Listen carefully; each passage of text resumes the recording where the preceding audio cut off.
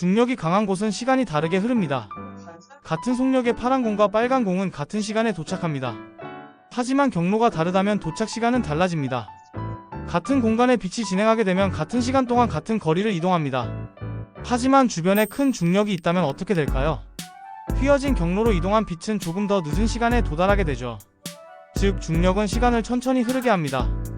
누가 관찰하더라도 광속은 같기 때문에 결국 시간 간격의 차이를 만들어냅니다. 즉, 중력이 다른 곳에서 시간은 다르게 흘러가는 것이죠. 우리가 느끼는 인식은 한계가 있습니다. 눈을 감고 코끼리의 어느 부위를 만지냐에 따라 다르게 인식할 수 있는 것처럼요. 특수 상대성 이론을 통해서 우주는 절대적인 공간과 절대 좌표계가 있는 것인지 또는 시간은 누구에게나 똑같이 흘러가는 것인지 알아보도록 합시다. 물과 소리는 매질을 통해서 전파가 되는 파동입니다. 그럼 빛도 매질을 통해서 전파될까요? 예전 과학자들은 빛이 에테르라고 하는 매질을 통해서 진행한다고 생각했습니다. 마치 흐르는 강물 위에 배가 지날 때 속도가 다른 것처럼 에테르의 흐름에 대해서 어떤 방향으로 빛이 진행하냐에 따라서 속력이 다를 것이라고 생각했던 것이죠. 그럼 진짜 에테르가 있을까요? 흐르는 강물에 배가 움직일 때 도착하는 시간의 차이를 먼저 계산해 봅시다. 10m/s로 이동할 수 있는 배가 멈춰있는 강물과 5m/s로 이동하고 있는 강물 위에서 움직이게 되면 도착 시간은 차이가 날까요? 흘러가는 강물 위에서 배가 이동할 땐 오고 갈 때 속도가 다릅니다. 그래서 결국 도착 시간을 계산해 보면 흐르지 않는 강물에서는 18초였던 배의 도착 시간이 흐르는 강물 위에서 24초로 달라집니다. 만약 배가 돛담배라고 한다면 바람에 따라서 시간에 따라 다양한 도체 모양을 확인할 수 있겠죠. 만약 출발할 때 그림과 같이 도체 모양이 주어졌다고 합시다. 도착했을 때 다양한 도체 모양이 나타날 수가 있는데 이것을 위치에 따른 상태, 즉 위상이라고 부릅니다. 이 원리를 이용해서 마이컬슨 몰리가 실험하여 에테르가 없다는 것을 증명했습니다. 에테르는 보이지도 만져지지도 않고 관측 불가능한 매질이었는데도 말이죠. 광원에서 출발한 빛이 반거울에서 반사와 투과가 동시에 일어난다면 두 거울에 의해서 반사된 빛이 다시 돌아와 빛 검출기에 모이게 됩니다. 만약에 이 실험대를 회전을 할 수 있고 검출기 대신 스크린을 놓게 되면 스크린에서는 다시 모인 빛에 의한 간섭 무늬도 확인할 수 있습니다. 다시 모인 빛의 위상에 따라서 무늬가 밝고 어두운 무늬로 나타나게 됩니다. 물결파에서 서로 보강과 상쇄가 일어난 무늬를 확인할 수 있는 것처럼 빛도 위상이 달라진다면 오른쪽 영상과 같이 간섭 무늬의 변화가 관찰되어야 했습니다. 마이컬슨 몰리 실험에서는 결국 실험 세트를 회전을 시키거나 지구의 운동이 달라졌을 때도 아무런 변화가 나타나지 않았습니다. 즉, 빛은 속도가 항상 일정하고 빛의 진행 매질인 에테르는 존재하지 않는다라는 결론을 얻게 되었죠.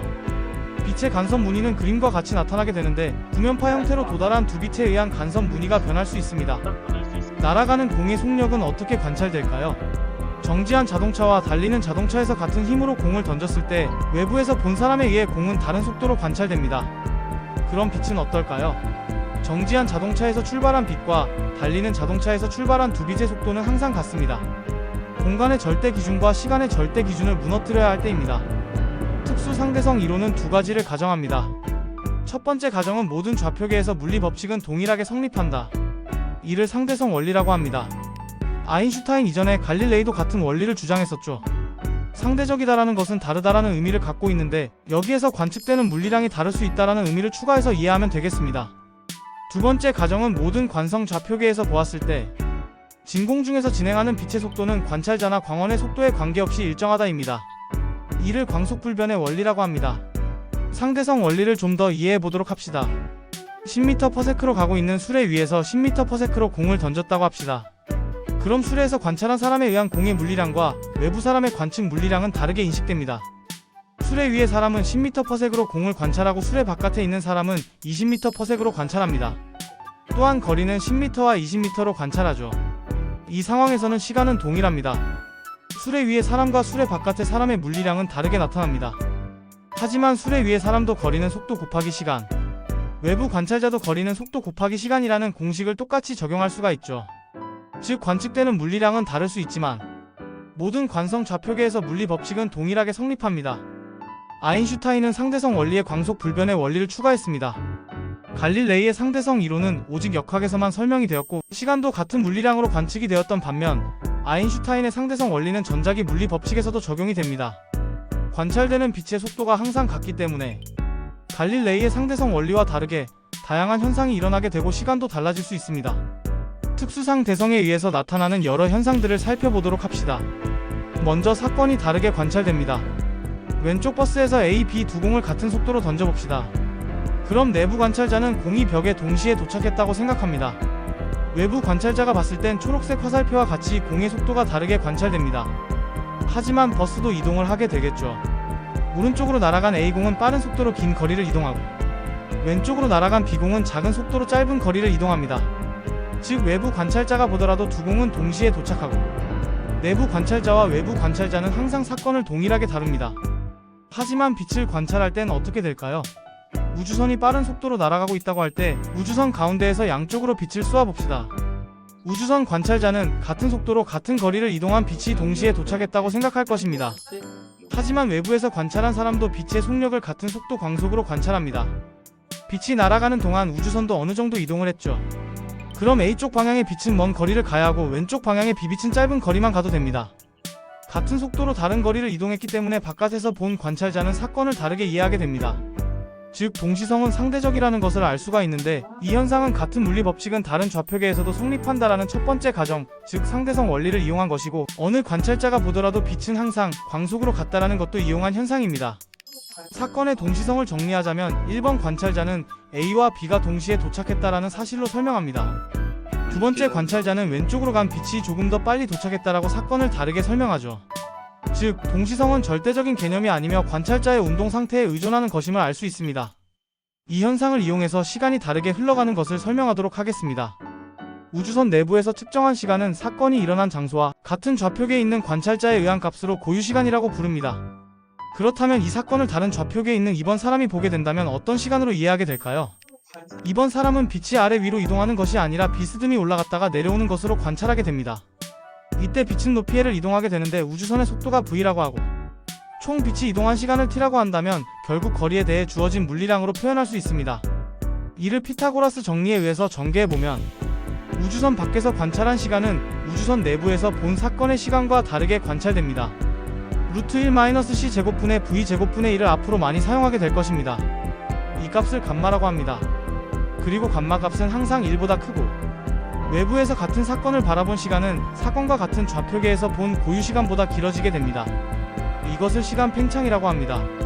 고유시간이라는 것은 사건이 일어난 곳에서 측정한 시간이고, 사건과 다른 관성 좌표계에서 측정한 시간을 t라고 한다면 t는 고유시간보다 길어진 시간으로 주어집니다. 만약 속도가 점점 빨라지게 된다면 감마 값은 무한히 커지게 되어 측정되는 시간의 차이가 늘어나게 됩니다. 하지만 두 좌표계가 서로 상대적으로 움직이고 있기 때문에 역설이 발생할 수 있습니다. 두 쌍둥이인 지구와 우주가 있다고 합시다. 우주가 지구에서 멀리 있는 별까지 일정한 속도로 다녀온다면 돌아왔을 때 우주의 나이와 지구의 나이는 달라질 것입니다. 하지만 서로가 상대방이 움직이고 있다고 생각하게 되고, 상대방의 시간이 느리게 흘러간다라고 생각할 것이기 때문에 지구 입장에서는 우주의 시간이 느리게 흘러가고 우주가 느리게 움직이고 우주의 나이가 천천히 들어가는 것을 볼 것입니다.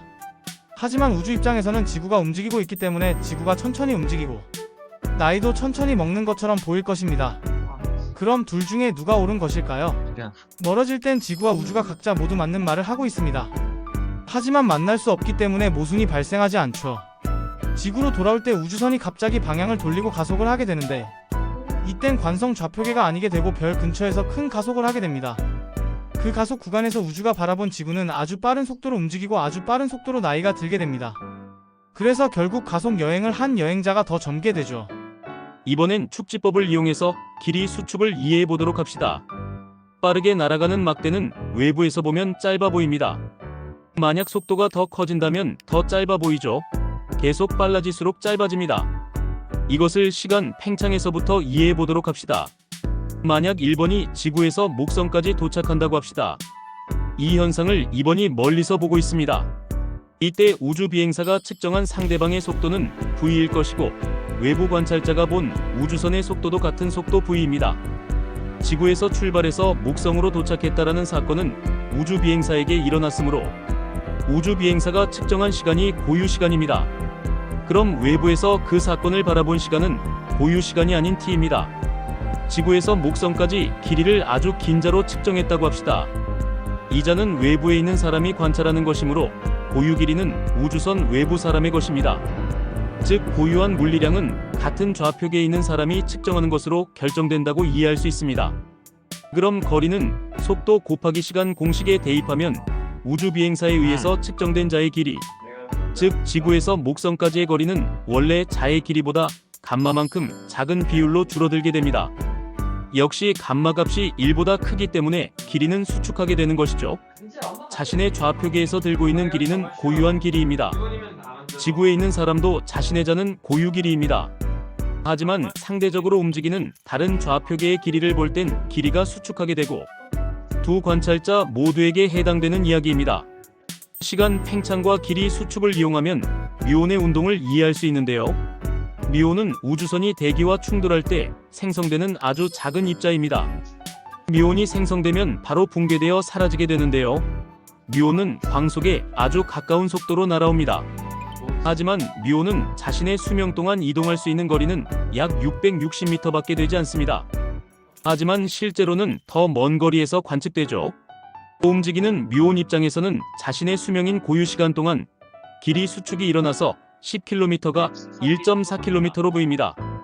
하지만 지상의 관찰자 입장에서는 움직이는 뮤온의 수명이 늘어나는 시간, 팽창을 통해 뮤온이 관측자와 같은 좌표계의 고유 길이를 이동한 것으로 이해합니다.